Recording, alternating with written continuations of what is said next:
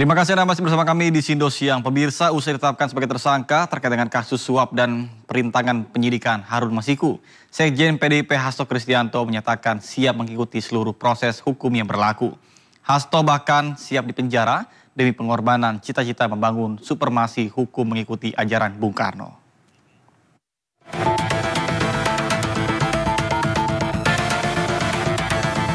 Usai ditetapkan sebagai tersangka oleh KPK terkait kasus suap dan perintangan penyidikan Harun Masiku, Sekjen PDIP Hasto Kristianto angkat bicara.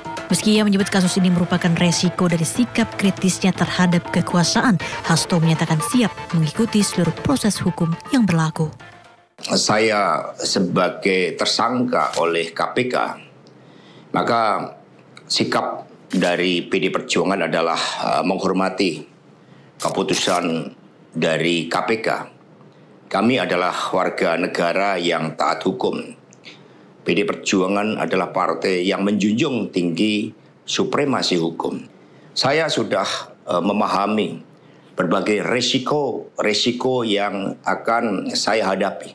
Karena sebagaimana dilakukan oleh Bung Karno, masuk penjara adalah bagian dari pengorbanan cita-cita. Dalam pernyataannya, Hasto juga menyinggung adanya dugaan intimidasi agar tidak memecat sosok yang memiliki ambisi kekuasaan yang menginginkan 3 periode. Sementara guna mendukung penyelidikan mendapatkan bukti baru yang relevan, KPK telah mengeluarkan surat pencegahan Hasto ke luar negeri termasuk untuk mantan Menkumham Yasona Lawli. Tim Liputan iNews melaporkan.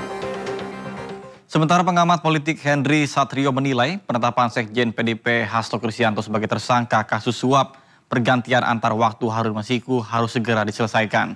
Dirinya pun menilai kasus ini terlalu lemah untuk mengorbankan atau maksud kami untuk mengobrak-abrik PDIP. Case ini yang pertama adalah harus segera diselesaikan supaya pemerintahan Pak Prabowo tidak terbawa-bawa. Kemudian yang kedua harus jelas duduk perkaranya. Hasto ini dijadikan tersangka karena case-nya apa gitu.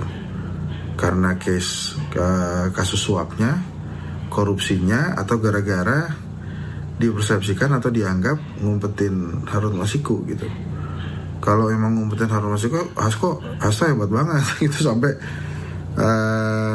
nggak ada yang tahu tuh selain dia. Nah kemudian yang kedua, ini ada kaitannya dengan PDI Perjuangan nggak, atau usaha untuk mengobrak-abrik PDI Perjuangan? Kalau menurut saya kasus ini terlalu lemah ya untuk bisa mengobrak-abrik PDI Perjuangan yang memang solid dan kokoh gitu.